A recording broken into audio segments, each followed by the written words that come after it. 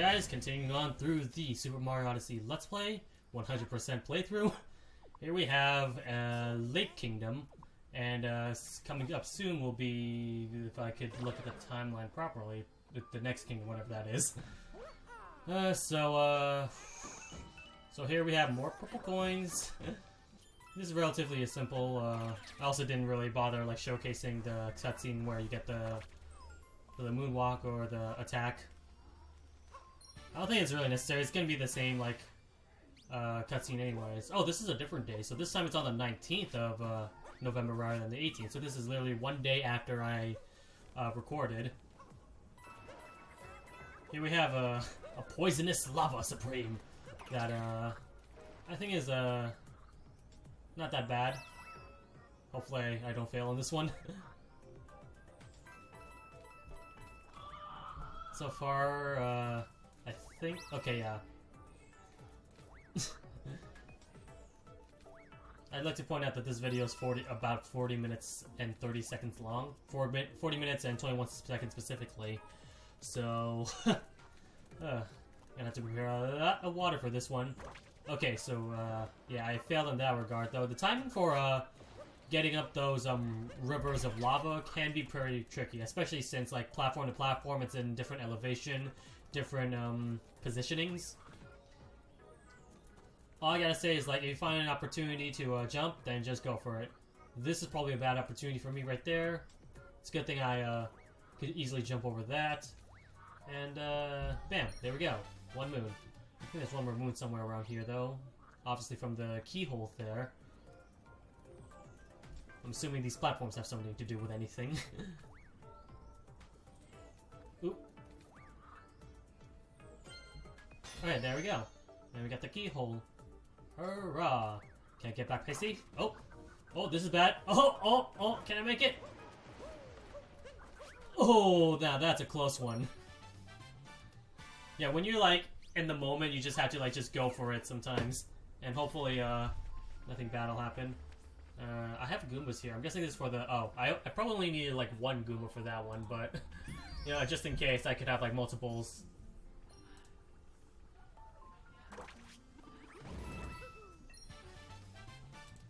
Sweet.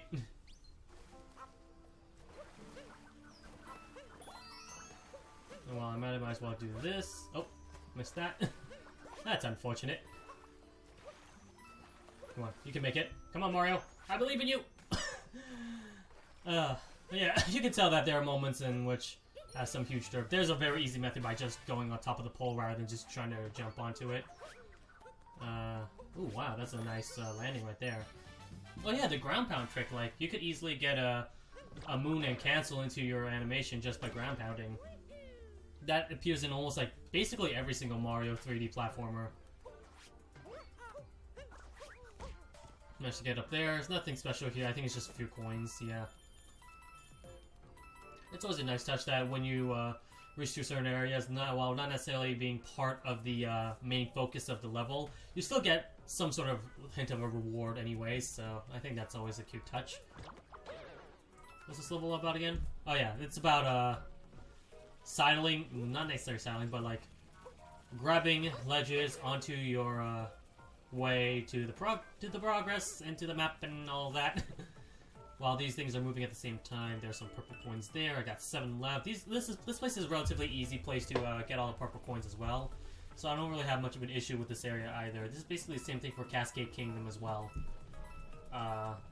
Most of the moons are very simple. In fact, I think this is probably one of the most simplest moons you could gather, considering how this is actually the least likely you'll have trouble with. I'm not exactly sure if I got the second moon here, though. I'm trying to remember properly. I do get it eventually, but I'm not sure if I used a walkthrough or if I actually did it legitimately. Remember, I recorded these like 6 months ago. So, I do apologize if my memory becomes very stale. These are automatically moving. Those fuzzies, I'm not sure if they like appear in any other like Mario game at all, because the only time I ever remember those fuzzy enemies is in I think Super Mario World and Paper Mario. Those are the only 2 instances in which I remember those fuzzy enemies. Other than that, I don't know where they are. It's kind of a little bit of a shocker, but like it's kind of true. Like they're probably one of the least exciting enemies. Well, not least design or anything though. They're definitely like very creative with their spiky fur and all that. But they're the least interesting compared to all the like, I guess the Mario enemies. It's like they're just hairballs. What of it? So yeah. Okay. So I do discover it here. You can tell here that there's something around there. I'm not sure if this thing goes up. Yep, it does. Okay, so I'm safe for now. I can just easily go into this platform, open up this bunion thingy. Oh, did I do it properly? Oh, I could just wall jump. That works fine too. There's a treasure, and there's a second one.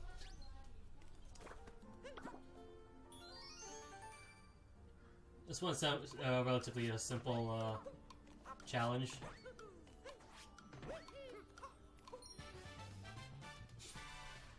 For one of the easiest time challenges you can get there. Oh, yeah, there's something down here, is there? Yeah, there is definitely something down there. I noticed that there was a thing, and I said, you know, I'll just go for it. Although it's probably a lot safer if you use the fish, but I'm not exactly sure if you're allowed to do so. So I just kind of risked it and went for my breath. I just have to keep like mashing the right trigger or left trigger, one of those buttons, in order to ground pound constantly. Eventually I do run out of air, so that's gonna be bad. You have like very limited amount of air. But there is an air bubble right there. If I can make it, I'll be fine. Oh, just barely. Just one life left. So yeah, Captain Toad here for some stupid reason. Stuck there. Let's go swimming! There's also okay, yeah, there's also another over there. I think you get that by going to the moon thing, so... That's an exclusive moon. Another door. Well, it's just a simple puzzle. I wouldn't necessarily call it simple, but it did take me a couple of tries, as you can tell once the thing speed runs, or not speed runs, but like fast forwards itself. I was a little bit stuck with this, figuring out what to do. Do I fast forward this? I'm not sure if I fast forward this or not. I hope I did. I might have not. Okay, no, never mind. Here we go. Okay, yeah, I did fast forward it. For some reason, it just took a while. So as you can tell, the puzzle in itself, it kind of requires a little bit more of a... Alright, here we go. I think I got this eventually. Might be a little bit lucky as well, because like I had no idea. I just kind of like move around until I finally get the piece done, and it seems like I got the piece done there. So yay. That's a successful repair job indeed. I think that's one of the only secret places in which there's only one moon. Like I said, like even though naturally there's usually just 2 moons per secret area, some places do differ. Another Koopa, the quick Koopa free running. I actually found out there's a very huge method by skipping through most of this obstacle course. So what I'm normally doing right now is just going the intended path, which is up there, which you'll see most of the Koopa characters do anyways. Use the zipper and then just traverse your way through there. However, I've also realized during my racing methods that there's an area in which you could just completely skip this obstacle course and just go straight to the goal. Oh, I'm not doing a very good job here, am I? But yeah, this is not golden just yet, so it's not something I really have to worry about, at least as of now. So as you can tell from here, this is very slow. I did try this multiple times too, so... But yeah, right now it says there my best is 1 hour. Sorry, not 1 hour. That'll be way too long for a race. But my best time is 1 minute and 31 seconds. I've actually managed to shorten it down to, I believe, 16 seconds. Or something around the lines like that, where in order to pass through it, you don't go to the obstacle course at all. You just skip through it by jumping. I'll show you guys once we do the race again. But yeah, essentially what I do is just skip through it by not bother doing the obstacle course and just triple jumping to a certain area. So yeah, I got really lucky because the blue Koopa Kid is just not good. Blue one's also all about to win too, but I think red also edges out a little bit. It's not necessarily my first time, as you can tell from my best time thing. That was a new record, but like I said, I could easily decrease that time by Okay, so see that stairwell area right there? That disappears, but the general idea as to how you get over there is to triple jump, throw your hat, and do a cap jump.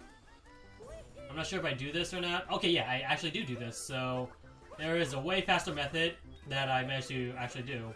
That negates basically all of the obstacle course right there. And then, yeah. You can also throw a hat and then go up on that ledge right there. I don't think I've done that yet, though. Yeah, I didn't do it. It was very tricky. I might need a little bit more practice, but essentially that cuts down the cost a lot. If you manage to do that properly. And the Koopa Kids are still, I believe, inside the cave. Like I said, they intended you to go inside the cave in order to progress, but there are faster methods to beat this. So now it's from 1 minute to 49 seconds, which, like I said, could easily be even further improved if you can.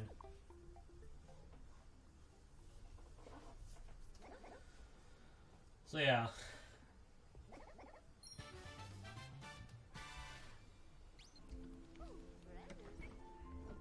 Here comes another one in which we have to just buy the piece.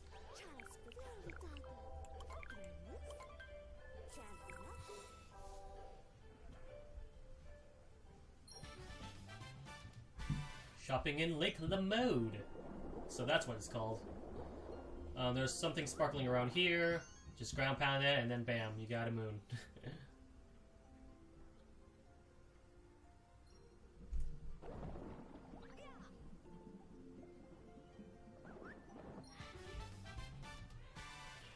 From the Broken Pillar. The title also gives you a hint as well if you manage to talk to the bird. That gives you a hint as to where the next moon is. What is this area? Ooh, this is going to be a long one, I believe. Okay, here comes another obstacle course that involves a lot of zippers, and you use those zippers as platforms, and I thought that was very creative. It defies all logics of physics, but it's a Mario game. What do you expect Mario games to be? Realistic? So I noticed immediately there's a key here, so obviously that's where the second moon is. Or the main moon, depending on the level design. But yeah, if there's like a keyhole, then most likely or not, there's a key. Try find a key, and you get the moon. Whether or not it's a time limit of some sorts, or not, that choice is dependent on you. Yeah. What are we doing exactly here? Oh, okay, so I'm triple jumping just to get to the other side. I'm guessing there's a moon over there, or at the very least, 2 zippers.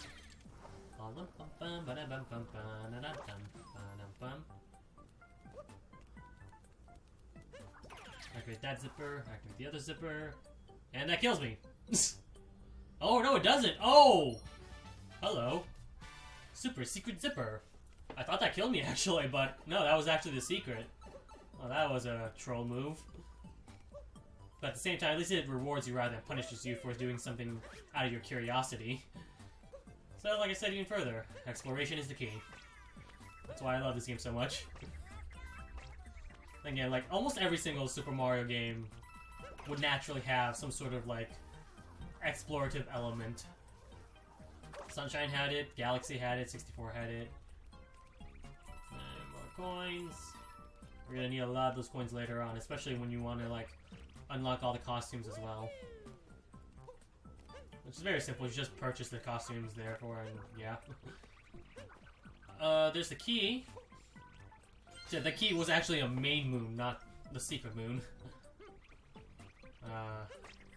There's a zipper here, though. I get the feeling immediately that's gonna, like, kill me if I do so, so... I'm not sure exactly what I'm doing. I think I'm just killing all the Goombas just for funsies. Although, the zipper probably does its job by doing that, right? Okay, yeah, I'm doing it right now. Yeah. So, me trying to kill all those Goombas was somewhat of a waste of time.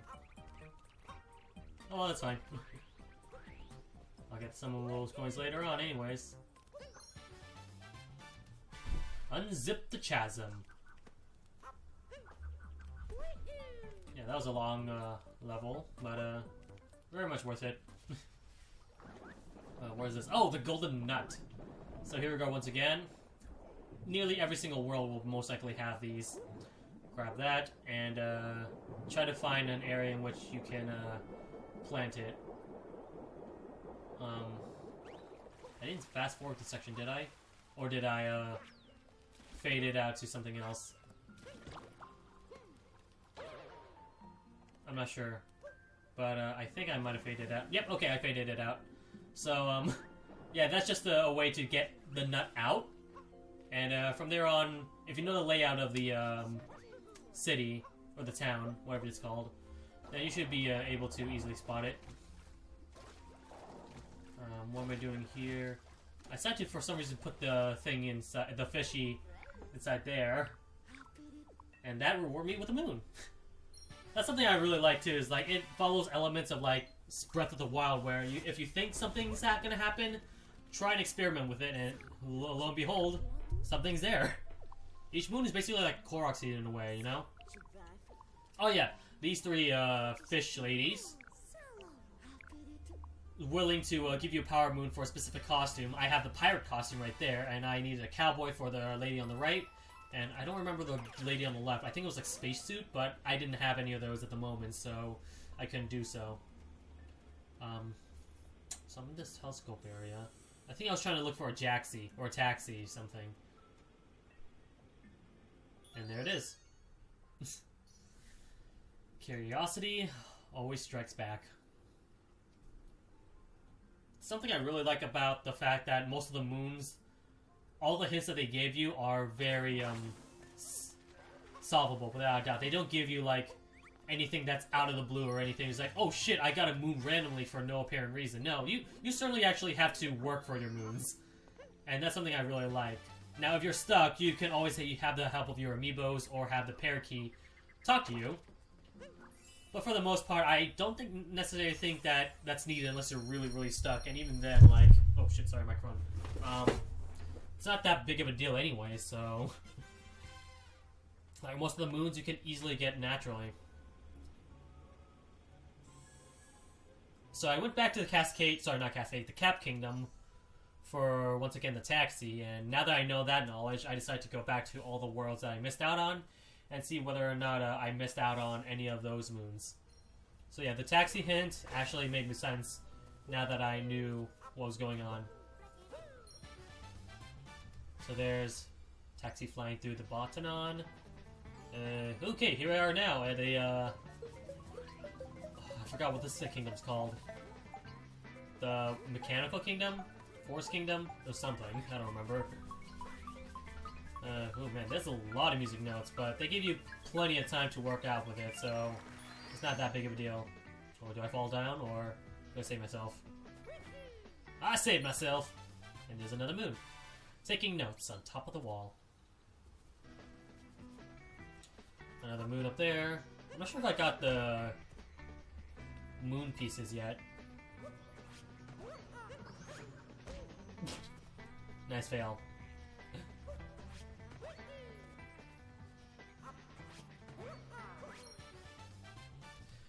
Got high up in the cave. What the hell am I diving for? Just ground pound inside, please. Oh, this was an annoying one. So yeah, all you had to do is just hit the sheep onto the hole. Basically, it's just playing golf. This one's a secret one, by the way, but this one's probably easier than the actual main one itself, because all you do is just straighten your line up and attack away, and bada bing, bada boom, there you go. Inside the hole you go.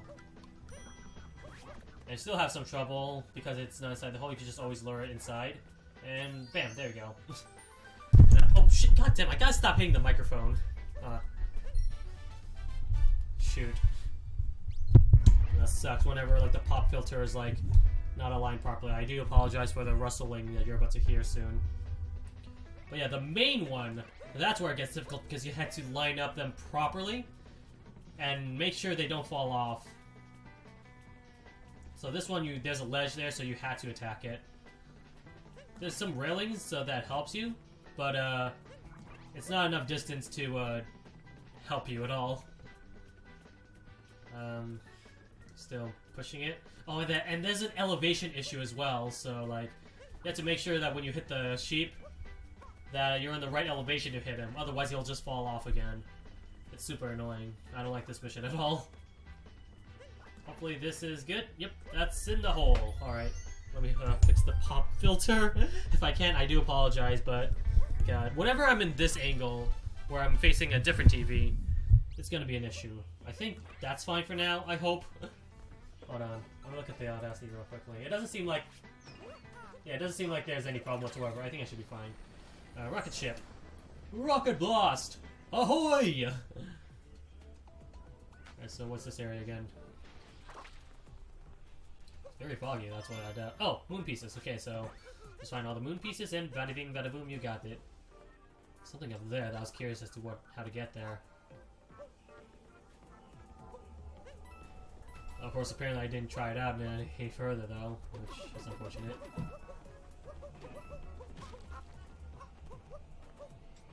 There was a Koopa, so maybe that might help.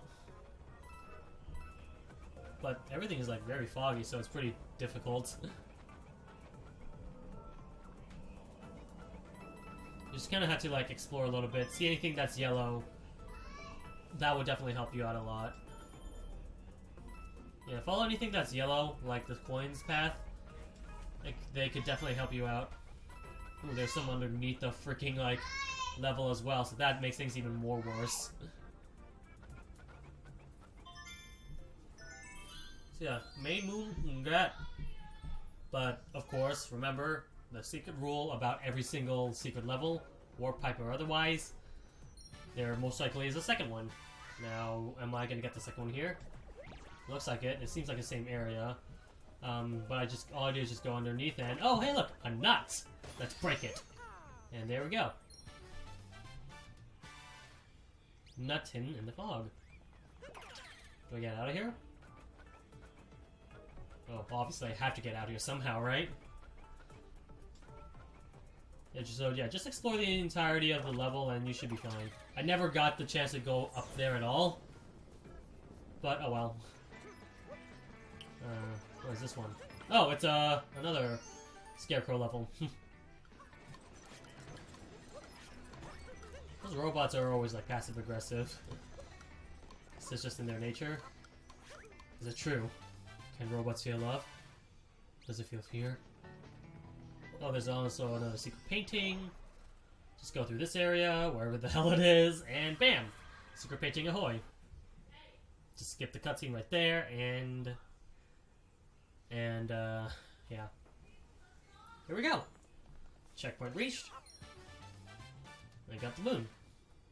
Awesome. This one's a relatively easy one as well. You do go slower when you're like long legs, but I don't think that's really much of an issue. The only thing you have to worry about, of course, is trying to jump onto it. But like I said, if you got plenty of time, you don't have to worry about that at all. Taking notes. Stretching. Another nut. So in this area in particular, if you find a nut, just crush it. The nut that grew on the tail fence. Nuts are always going to be your best friend.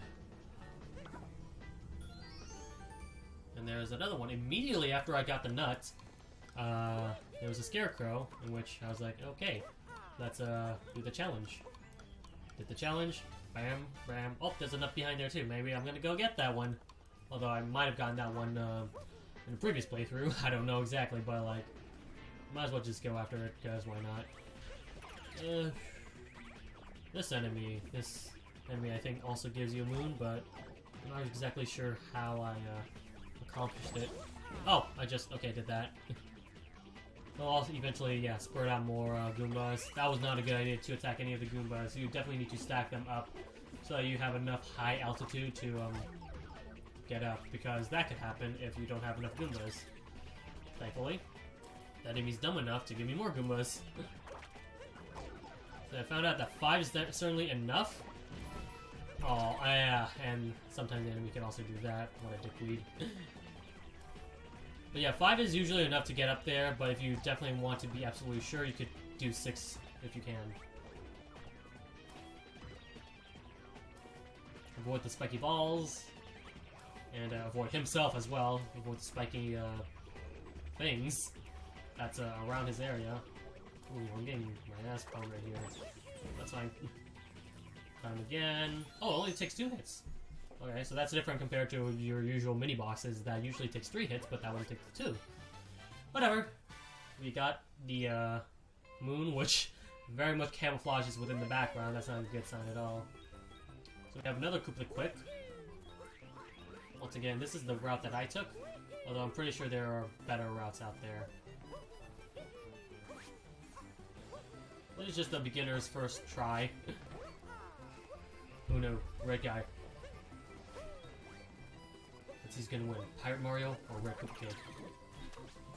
I call them Koopa Kids for some reason, but I know Koopa Kid actually exists in the Mario universe, and they're not actually called Koopa.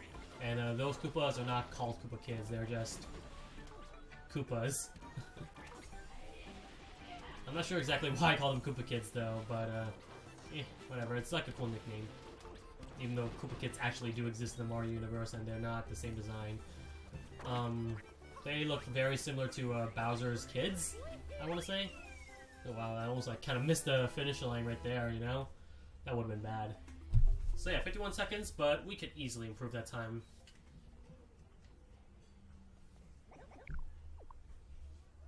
Got blazing fast. Power Moon. Now here comes a rematch. So yeah, the second time you tried to do this, it's gonna be tough. So yeah, what I did basically was just follow this yellow Goomba. He definitely helps me out a lot when it comes to trying to beat the level.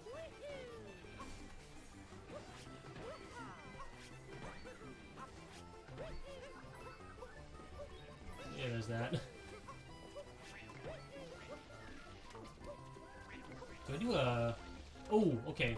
I do an alternate task. So instead of doing the opposite course once again, we just jump over that. And then, bam. Now, of course, the time... I did play a little bit more sloppy than usual. I threw the hat up for no apparent reason, and I did some weird jumps.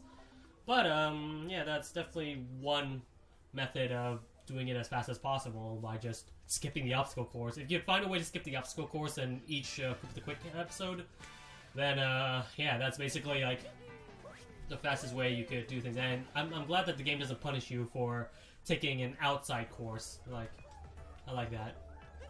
Ooh, this level. Now, this is not exactly the level I'm talking about, but there is a variation of this level in particular that I absolutely despise, but will certainly grow a lot of hair on your chest if you manage to beat it properly. So yeah, this one, simple enough. There's just the moon, and oh my god, there's a big bomb. I, for some reason, thought to actually use the bonsai bill. I think I tried to find where the moon is, but lo and behold, I kind of failed at it. Whatever. Got a moon there. Do I get the second moon here? I do get a second moon, so there is a second bonsai bill. So yeah, this one is relatively simple because you get to basically control the bonsai bill, but I believe there is a variation of this particular level in which you don't use Cappy at all. Now, imagine that. That's going to be very scary, especially once we actually see what that level is all about. I'm not sure if I actually do have commentary on that or not, but it is certainly very, very difficult. I might have had commentary on that. We'll see. I met an uproot. Yay. So yeah, certain ghosts also love to see certain enemies, not just specific costumes either. What am I looking for on this one? Oh, war pipe. That's very simple.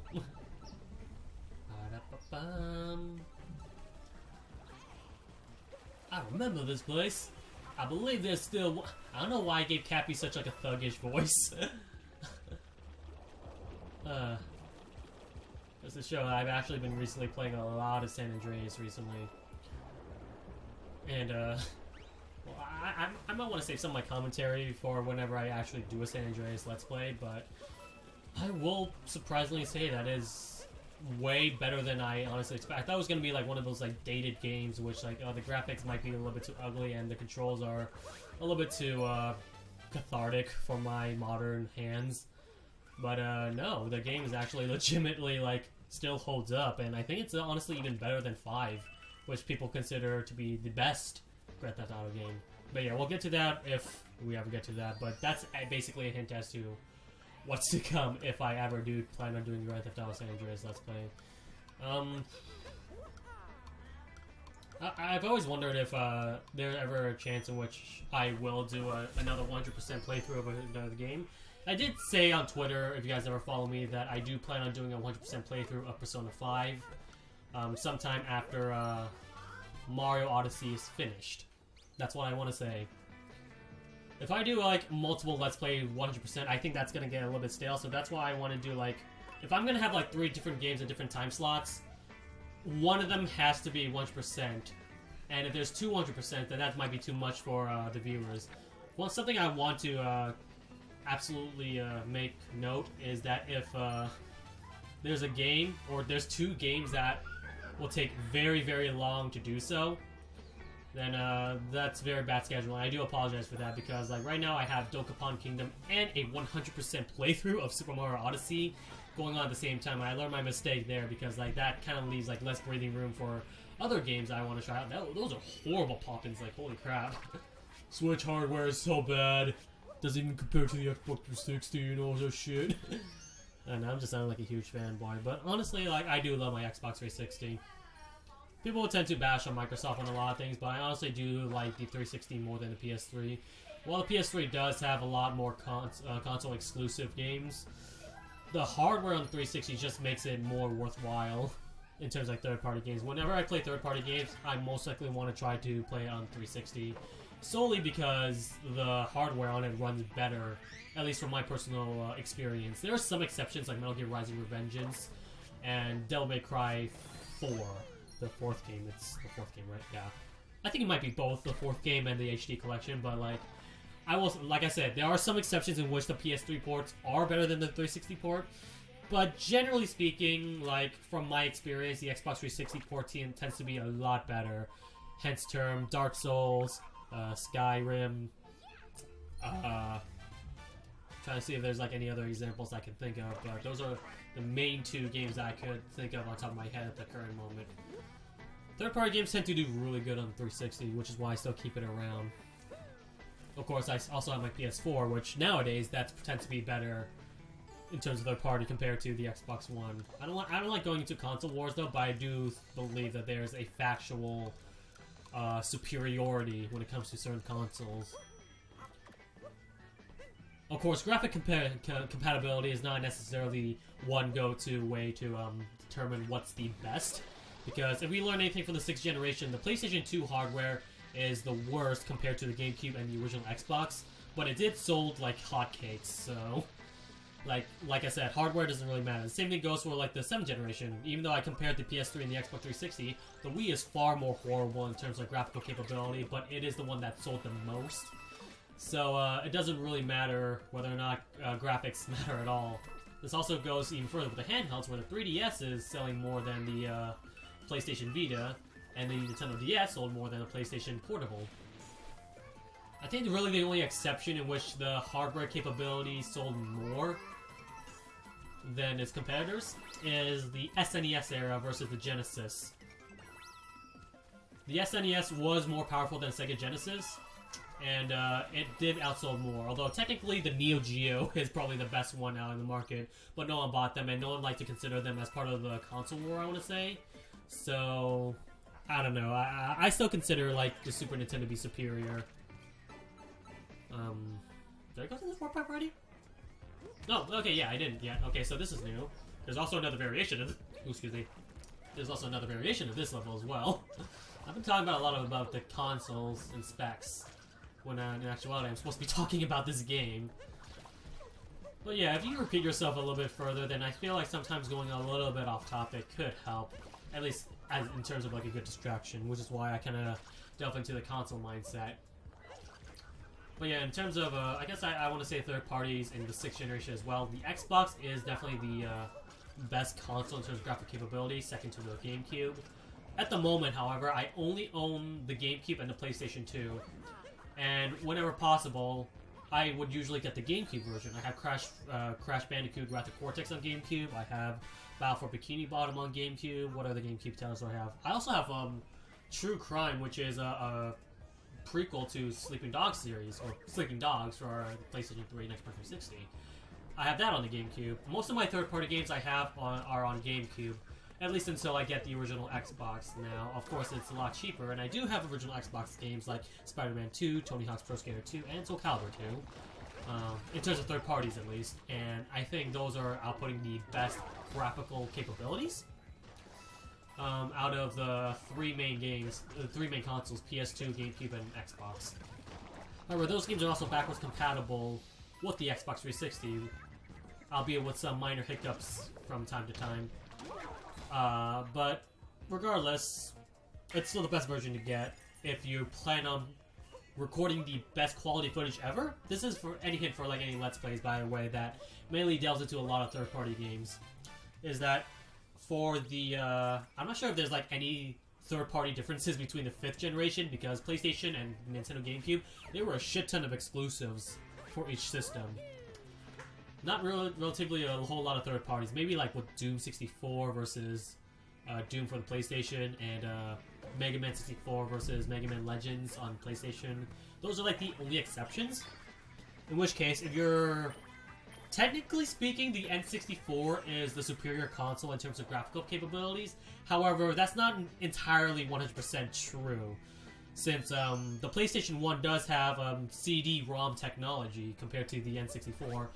While the N64 does have better graphical capabilities, PlayStation does have more spatial and RAM power, which means they could output a lot of things faster, a lot of things more clearly, especially like FMV videos, which Nintendo 64 lacked due to the fact that it uses cartridge systems rather than CD systems. But yeah, technically speaking, I guess I would...